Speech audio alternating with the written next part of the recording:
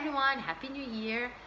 I'm filming this video because I got a lot of questions from people asking me what to look for in a shoe before we buy it. If we walk in a store, what do we tell the person in there? These people in the stores have enough knowledge to help you, but it's really important that you have your own basic knowledge and that you'll be able to point out the things you are looking for in a shoe. Since you know your body, you know the workout that you're going to be doing, and most importantly, you know your foot. Unfortunately, I learned these things the hard way. I had all kind of aches, body aches, knee pain. I found what's best for me, and I want you to find what's best for you. I did not get the chance to learn about this stuff from trainings because I don't remember any of these trainings mention this stuff. The only company that mentioned the foot and the importance of the foot as a foundation of our body and what to look for in a shoe is the Piloxing company. They mention it in all their programs when they certify instructors because they want the instructors to move this information to their clients in classes. I'm gonna share part of this information with you and also more stuff. The first part, we will be talking about the general rules when we look into picking our shoe and how do we do it and what do we look for. Part one. Here you go. In this part, I'm gonna be talking about the types of feet. There's a test that you can do if you don't know what type of feet you have. It's called the wet test. So you bring a brown piece of paper, you put it on the floor, you wet your foot and you step on the paper and you look at your footprint.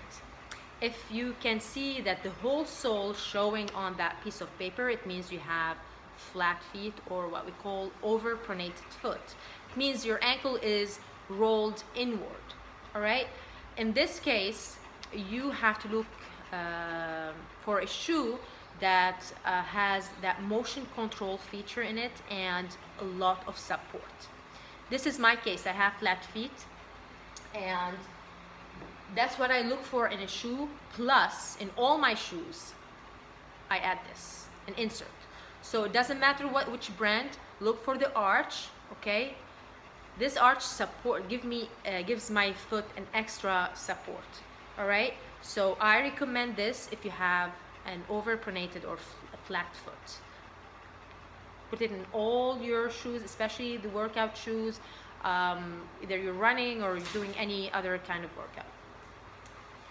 The second type of feet, when you do the test and you see that you can see the heel showing on that paper and the front of the foot, but nothing in between, that means, or maybe slightly connected, but there's a big space, just empty space, just a high curve, that means you have an underpronated foot, or what we call high arch. In this case, these people, if you can notice on their shoe, they wear the outer edge of their shoe. So these people, I'd say, look for a shoe with a soft midsole and a lot of cushion. All right, you need a lot of cushion to surround your foot. The third type is the neutral foot. So when you do the wet test, you look at the paper, at the footprint, and you should be able to see that connection between the heel and the front of the foot with a slight curve in between. And these people need to look for a shoe with stability. So when you are asking in a store for a shoe with stability, the person should know that they need to get you a shoe with a mix-up between cushion and support to get that stability you are looking for. All right, this is the first part. Now you know your foot type. All you need to do is just go to that store and pick your shoes. And in order to do that, start by measuring your foot. In the shoe store, they can do it for you and ask them to also measure you the width of your foot, because the width of your foot might be, your foot might be wide, might be narrow, might be medium. You need to know what is it before you start picking your shoe. And you also need to know that the sizes between brands are different. So the size charts are different. You might be a size 10 from a brand, but a size 9 from a different brand. All right. The second thing is the timing. When do we go and buy a shoe? What's the best time for fitting? In the afternoon. Why? When we buy our workout shoe, whatever the workout is, running, aerobics, dancing, doesn't matter, your foot is gonna expand, okay? Get swollen, it's gonna expand. You need to have enough room for your toes to expand. The shoe should not be touching your toes, okay? There's a rule, we call it thumb width rule, okay? You should have there should be almost a half an inch or thumb width between your toes and the shoe.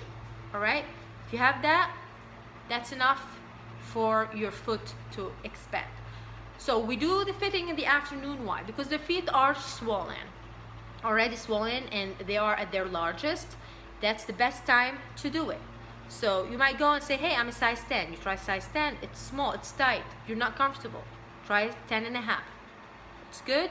You walk inside the store back and forth, and the shoe should feel like it's holding your foot, but at the same time comfortable. Your toes not touching the front.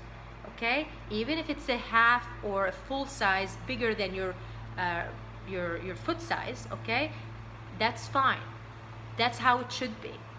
If you want to avoid bruised nails, if you want to avoid blisters, if you want to avoid just being uncomfortable when working out, the workout shoe should be a bigger size than your foot.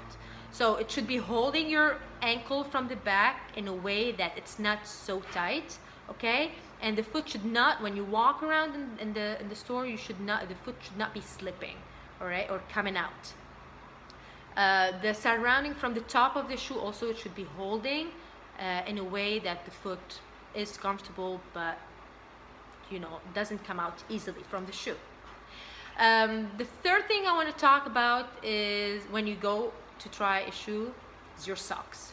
Take your socks with you. I'm not saying that the same sock that you're gonna wear every time, no, but at least one sock with the same thickness that you usually wear. It's really important. Or if you wear orthotics like me, for example, I showed you this before, okay? I take my orthotics with me. Usually what I do when I go and try shoes, I buy new orthotics with the shoe. Okay, so take it with you, take the socks with you. If you want the perfect fit, that's what you need to do. Orthotics, you go in the afternoon, take your socks with you in order to be able to make that decision. And the most important thing, walk inside the store. They're gonna tell you, oh, it's gonna break in. You need to know the shoe has to be comfortable from the moment you put it on, okay?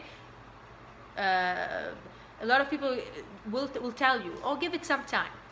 You should be comfortable from the moment you put it on and you step on that floor and start walking. If you are comfortable about it, it might be it. Prices, different ranges, okay? But you need to know that you get what you pay for. Sometimes something it's like $200, it is not as comfy as a $100 shoe. Yeah, it has everything that you are looking for, all right? But usually, good shoes are not cheap. You need to know that, all right? A $10 shoe, it's not gonna be healthy for your foot and as good as a $100 shoe. I'm not saying that the $100 shoe is gonna be the best. No, you might find something even better, $70, but don't go cheap, okay? Invest in your shoes. When do we replace our shoes? Usually for runners, after 350 to 400 miles of running with the same shoe, it's time to replace it, okay? You will know from the look of the shoe. So if you look at the shoe and you see that it's worn out, let's say from around the edge, and it's not supportive anymore the way it used to be, it's time to get rid of it. If you are willing to replace your training shoe, usually for training shoes, the classes that you do with me, you need to time it 100 hours. So after 100 hours of using this shoe, it's time to replace it. But also, as I said before, you need to look around the edges and see if it's worn out, and you feel if it's still supporting your foot or not. If it's not supporting it anymore, it's time to get rid of it. Okay, now it's time for me to talk a little bit about the shoe and the, which shoe goes with which workout. I have here with me a running shoe. Okay, see how flexible it is? Thick from here, thinner from here. This thin part to allow it to be flexible, and this thick part because of all the impact that we get when running. So we run heel to toe, so the impact is mostly here on the heels. So if you wake up in the morning and you the first step you do out of the bed, and you feel those needles in the heels, okay, that means what you wear on a daily basis or when you work out, they don't have enough support for you. You have to buy something with support like this. Okay, so this is a running shoe, light. There are some people who likes to go and run, do a trail run. Okay, for these people I say, get running shoe with more traction in the bottom, because you run in a space where it's muddy and slippery. So you need something that helps you support you on these trails. Same thing for the soccer players and the football players. Okay, if you notice, their shoe is light, and at the same time they have these spikes in the bottom. This because they run on grass, so they need traction. For the roads, this is more than enough. All right, because we run on the roads, it's a rigid ground, so you need this to absorb the impact. If you notice, this part here is surrounding your foot in a way that it's comfortable, but at the same time it's giving it enough also support. It's one piece here. This is one piece. Okay, it's not too thick, it's thin. What I do to add extra support, if you don't have flat feet, you don't have to worry about it. But if you have flat feet like me, you need extra support. That's what you do. You buy orthotics, you put it in there, and it will give you that extra support. All right, this is the running shoe, flexible, thick from here for the impact. I'm gonna show you another version. This is also a running shoe. Here you go. See, thick, flexible, and light. This one, for example, the difference that here it's cushiony, and even the inside is cushiony. I love this shoe. All right, now I'm gonna move to the training shoe. Look at these two. So I use these for my high impact classes, aerobic classes, where there are a lot of jumping and just strength exercises. Look at this sole, same thickness until you get to the toes. All right, this to absorb all the shocks from the impacts, from the jumps that you do. You need to have this in order to avoid knee injury or back injury or any joint injury if you are doing high impact classes. All right, it's flexible. You need this flexibility in your shoe. It should not be rigid.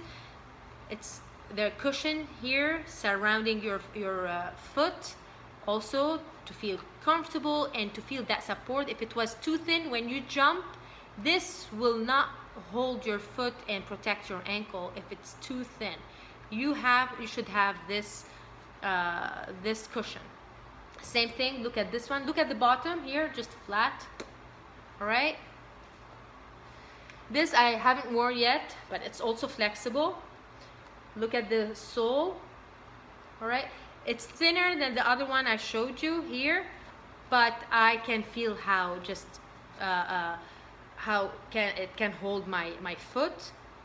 The inside also, it's cushiony, so when we jump, these cushions are protect my heels, and the shock is absorbed by them and this thick sole. All right.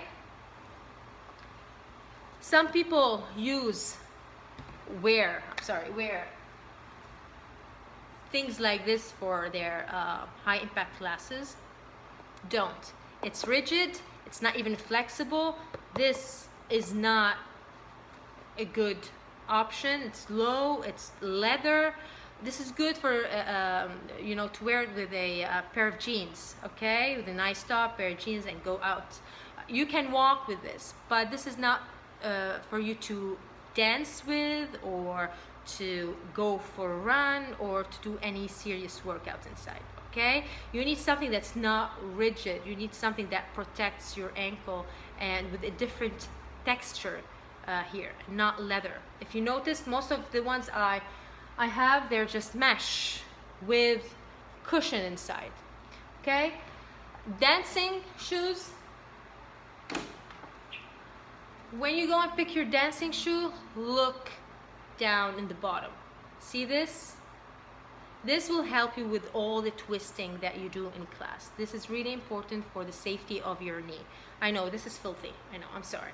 Okay, this shoe I have here protects the ankle. It's a little bit high, okay, and it's not too thick. I mean, it's thick from here, but it's the most important thing is that it's flexible. So you need this flexibility when you dance, and the bottom you need this. So it might be something like, let's say, that looks like this, but in the bottom you see this circle here, okay? So it will work for dancing. This here, it's not for dancing. This is for the landing, okay? While we do during the high impact. For dancing, it has to be a circle like this for the twisting to protect your joints. Okay, so when you look for a dancing shoe, look for this in the bottom first. All right, if you have any questions, feel free to message me, and I hope I could cover as much as I can. Thank you so much, and have a great happy new year. And I would love to hear your comments, and if it was really helpful, because I would love to do videos like this all the time. All right, thank you.